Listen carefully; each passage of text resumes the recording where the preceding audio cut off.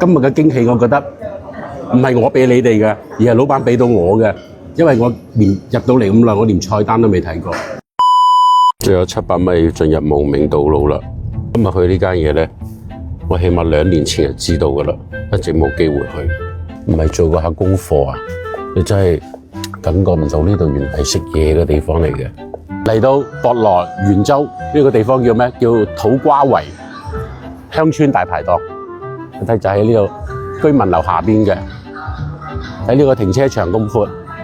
而家做餐飲仲可以有咁熱鬧嘅，唔多見嘅。我哋試下啲可唔可以入廚房，因為嗰度先係最有煙火氣嘅地方。溝通咗好耐，老細終於俾我拍佢炒一個魚片。呢隻啫粉腸啊！呢竟然有人話想食呢隻嘢，呢個炒黃鱔啊！嚟到呢間嘢咧，炒魚片呢樣嘢一定要食。咁啊，呢個季節應該食咩魚好咧？生魚咯，食生魚。生魚比較好啲咯，因為佢炒唔好成日炒出嚟冇咁靚。天熱秋天嗰陣時候最靚。魚都係有呢個紅啊。哦。撈一撈咪。咁啊，我整條生魚。我2年前就知呢間鋪噶啦。係啊，今日啱好喺東莞過嚟。啱你先生話而家羅非唔夠靚係嘛？佢介紹我食生魚喎。生魚個人愛好啦，呢啲食魚啲嘢。哦。今日嗰啲羅非唔夠大，細條都得啦嗬。2個人食唔使咁大啊。係啊。幾錢一斤㗎？36蚊一斤。哦。呢啲應該最招牌嘅就係炒魚片啦，嗬。基本上嚟到呢度都係食魚多。啊，好多人其實食呢啲嘢佢唔明白，佢話做咩咁多骨頭嘅魚你食到冇骨頭嘅咧？其實就喺刀工度啦。其實我哋而家係咪將佢骨切斷晒㗎，師傅？有少少細骨咧。嗱，啲老闆落場炒嘅咧，你大可放心啦，馬上炒我個魚片。我哋而家睇下啲圓洲炒魚片有咩唔一樣啊？呢個要嚟做底嘅係嘛？做底嘅。一般幾多啊？5成啦。係啊。嗱，呢隻炒法同好多地方有少少區別。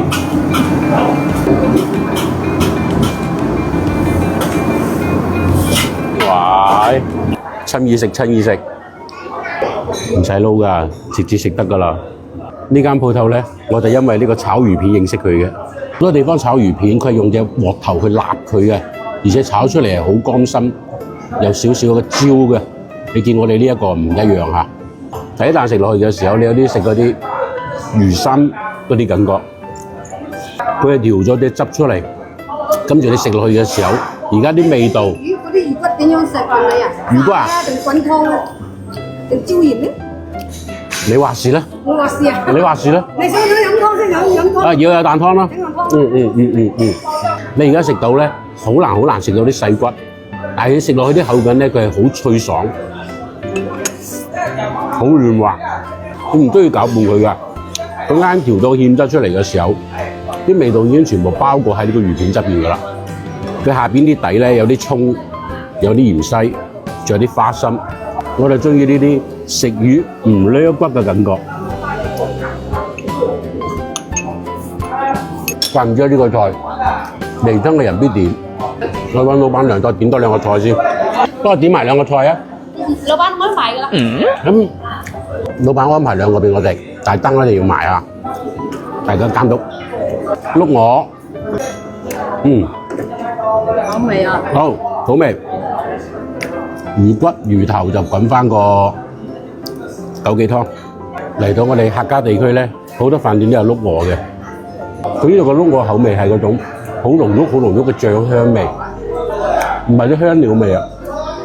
食碌鵝必須配呢隻嘅鵝腎。嗱，最靚嘅鵝肝，獎勵我哋侍應先。有呢個羅非啊？呢個羅非呢個生魚。食唔去啊！食唔去啊！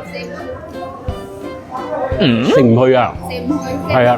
哦，我以為俾我食嘅添。我差啲表錯情，我唔知係我落錯單，定係老闆娘要送一盤魚俾我食。食魚嘅好處咧，一魚可以2食，再大條可以3食，揾翻個枸杞湯。哇！呢隻嘢靚啊！係呢啲自己打嘅牛肉丸，基本上都有，呢有碟片見到。其實啲炒菜都好靚，我啱見到。係啊，我清場俾你。唔好走啦，唔好走啦，唔好走，食唔晒啊！嗰條菜今日嘅驚喜，我覺得唔係我俾你哋嘅，而係老闆俾到我嘅。因為我連入到嚟咁耐，我連菜單都未睇過，淨喺廚房裏邊打探咗一下，竟然仲有呢種咁嘅手工牛肉丸，芫茜啦，少少嘅果皮啦。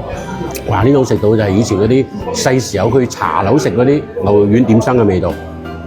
而家已經8點幾啦，仲有6張台喺度，7張，仲有房間呵。大家快啲幫我計數喎！今日我埋單應該俾幾多錢？老闆娘肯定唔收我錢，我知道。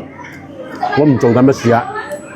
人均50蚊，有魚，有鵝，有牛肉。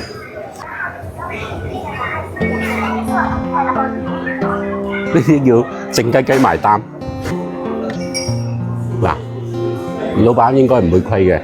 唔使，我下次再嚟，拜拜。你退唔到噶啦，拜拜。多謝你。冇事㗎，好意頭。啊，拜拜。所以咧，我哋成日出嚟食飯咧，其實好開心㗎。第一咧，俾人哋認到我；第二咧，啲人情嘅嘢，大家客氣呵。50蚊一個人嘅消費，食得我更加開心。